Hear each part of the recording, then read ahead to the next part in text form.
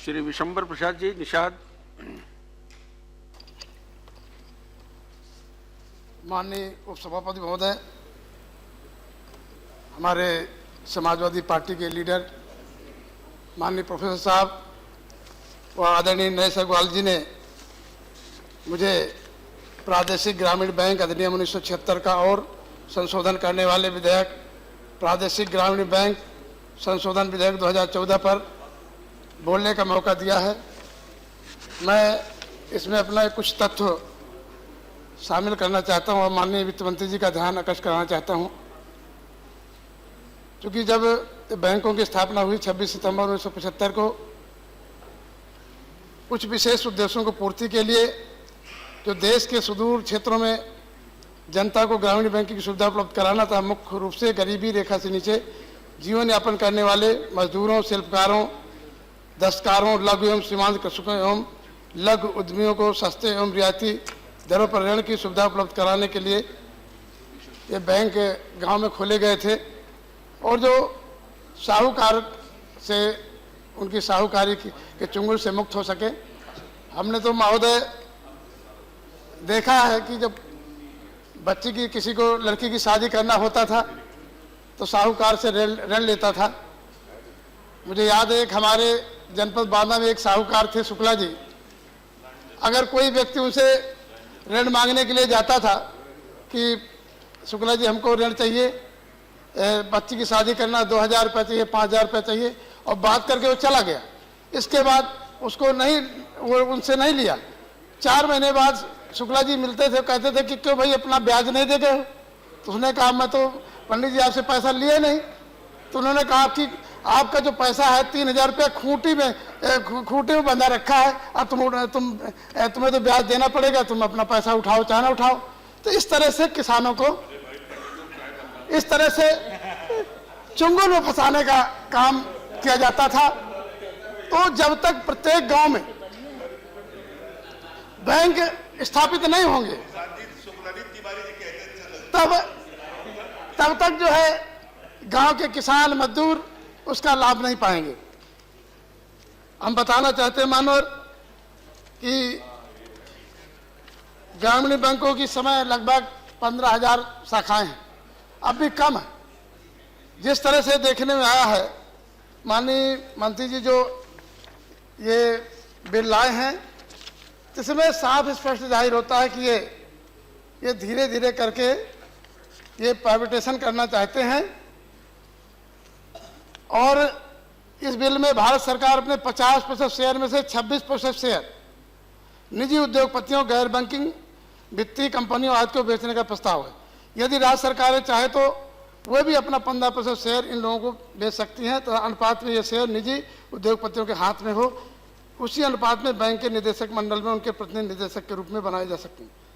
महोदय, जैसा इसमें पता चल रहा है, और जो भी बैंक में या किसी भी कारोबार में शामिल होता है उद्योगपति, वो हमेशा लाभ कमाने के लिए होता है। उसका उद्देश्य कोई जनता से सामाजिक दायित्वों को निर्वहन करने से नहीं होता है। तो जब ये बैंक में निजीकरण हो जाएगा तो एक संकट पैदा हो जाएगा। बड़े शहरों में उनको लाभ होगा, जो गांव में जहां 2000, 3000, 5000 की आबादी रहती है, असली भारत रहता है, वहां कोई भी निदेशक मंडल जिनके जो शेयर होल्डर हैं वो संस्तुत नहीं करेंगे कि गांव में शाखा खोली जाए। वो तो बड़े शहरों में, कस्बों में, बड़े शहरों में ब्लॉक स्तर पर शाखा खोलने की संस्तुत करेंगे। जिससे कि आज हम देख रहे हैं कि तमाम योजनाएं प्रदेश सरकार की और केंद्र सरकार की चल रही हैं। जिस फूड सिक्योरिटी बिल है उसमें सारा पैसा बैंक के थ्रू जाएगा। हमारे आवास योजना है, उत्तर प्रदेश में माननीय अखिलेश यादव जी ने लोहिया आवास योजना चालू की, जिसमें पूरे देश में एक शानदार काम किया है। 3 लाख रुपए का मकान देने का काम किया है। हिंदुस्तान में किसी राज्य ने ऐसा काम नहीं किया।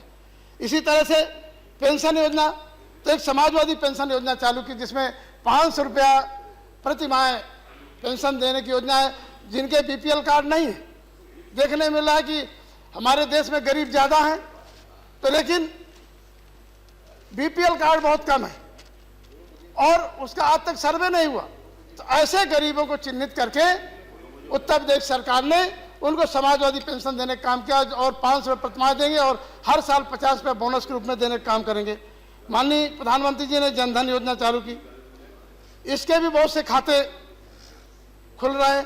बैंकों में जनधन योजना, छात्रवृत्ति और तमाम ये जो मनरेगा, इतनी लंबी लाइन रहती है कि 2-3 कर्मचारी उसको कंट्रोल नहीं कर पाते, बड़ी दिक्कत होती है। इसलिए प्रत्येक गांव में कम से कम जो 2000, 3000, 5000 की आबादी का उसकी शाखा खोलने की आवश्यकता है। जो बैंकिंग व्यवस्था है, हम समझते हैं कि कोऑपरेटिव बैंक, जो कोऑपरेटिव सोसाइटियां अच्छा काम कर रही हैं, उत्तर प्रदेश में देख रहे हैं। अब आवश्यकता यह है कि जैसे अनाज, फल, सब्जी, दूध उत्पादन करने वाले किसान हैं, उनको भारत सरकार की तरफ से प्रोत्साहन के लिए, जैसे विदेशों में है, उनको बिना ब्याज के जब तक ऋण नहीं देंगे तब तक वो अपने इस जो परेशानी से उबर नहीं सकते। दैवीय आपदा आ गई पूरे उत्तर भारत में, पूरे देश में, आज किसान तबाह हो गया। आज मैं कहना चाहूँगा कि उत्तर प्रदेश सरकार ने सबसे पहले कदम बढ़ाया, करीब 11,000 करोड़ से ज़्यादा, 1100 करोड़ से ज़्यादा धनराशि जो अभी तक बांट चुके। हमें भी मौका मिला, हम गांव में गए, एक गांव में हम गए, 1 करोड़ रुपये हम एक गांव में बटा, तिंदवारा गांव था बांदा जिले का, तो सीधे चेक के माध्यम से पैसा जा रहा। तो लेकिन जब चेक लेकर किसान बैंक जा रहा है तो इतनी लंबी लाइन है, उसको तत्काल आवश्यकता है कि वो जल्दी उसको 2-4 दिन 5 दिन में उसका क्लियरेंस नहीं हो सकता, उसका चेक ही नहीं जमा हो पा रहा। ये तमाम परेशानियां हैं। माननीय मंत्री जी से और हम कुछ कहना चाहेंगे कि जो किसानों के प्रति बैंक कर्मचारियों का व्यवहार है वो अच्छा होना चाहिए, क्योंकि मालिक जमा करता होता है, उसको अच्छी सुविधा देना चाहिए। तो लेकिन चाहे नेशनलाइज्ड बैंक हो और जो भी बैंक है, उनमें उतनी अच्छी सुविधा नहीं है। इसमें कुछ गाइडलाइन दी जानी चाहिए। और हम देखने में मिल रहा है कि बैंक के एम्प्लॉई, कर्मचारी, अधिकारी सारा अकाउंट खाते धारक का देखते रहते हैं और उनको कॉल करते हैं, या वो आ गए तो उनसे कहते हैं कि इस शेयर में लगाओ, इस इक्विटी फंड में लगाओ, इस चिट फंड कंपनी में लगाओ, क्योंकि वो कंपनियां वो ज़्यादा उनको कमीशन देती हैं। तो ये भी धंधा सरकारी बैंकों से ये बंद होना चाहिए। उनको अपने बैंक के प्रति दायित्व होना चाहिए कि बैंक में ज़्यादा धनराशि जमा करो, कि ना कि वो बैंक में बैठ करके दूसरी कंपनियों का शेयर बाजार का काम करते हैं। इस तरह की तमाम अव्यवस्थाएं जो है पैदा होती हैं। महोदय, हम आपसे निवेदन करेंगे कि बैंक अगर गांव-गांव में खुलेंगे,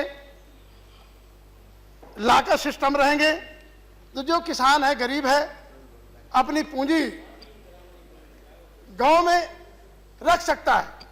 अभी शाखाएं बहुत कम है, जितने गांव हैं। माननीय मंत्री जी वित्त मंत्री हैं, शहर के लोग ज़्यादा हैं इनके मंत्रिमंडल में। हम इनसे निवेदन करेंगे कि गांव को भी दया करें, क्योंकि जो सरकार बड़ी तेजी के साथ काम कर रही है, उद्योगपतियों की तरफ ज़्यादा काम कर रही है। पूरे देश में एक मैसेज जा रहा है कि ये किसान और ग्रामीण विरोधी सरकार है, क्योंकि इन्होंने जो वादा किया था चुनावी घोषणा पत्र में वो नहीं पूरा कर पा रहे। केवल जो है इन्होंने अपना बिल और कानून बनाने पे ज़्यादा ध्यान है, जिससे उद्योगपतियों को ज़्यादा, रिलायंस के पेट्रोल पंप बंद थे, फटाफट खुल गए। चुनाव में हजारों करोड़ रुपया कितना खर्च हुआ, वो कहाँ से आया? आज आलोचना होती है। अभी इसके पहले चर्चा हो रही थी कि कांग्रेस ने जो घोटाला किया उसमें चर्चा होना चाहिए, तो हम कहते हैं चर्चा उसमें भी हो और जो चुनाव के समय हजारों करोड़ रुपए खर्चा होता है, इसका भी इस पर भी चर्चा होना चाहिए। पूरे देश को बताना चाहिए कि पैसा कितना कहां से आता है जो 10,000 करोड़ रुपए चुनाव में खर्च करते हैं। तो मैं निवेदन करूंगा कि बैंकों की जो है सुविधा ग्रामीण स्तर पर होना चाहिए। मेरा यही सुझाव। धन्यवाद।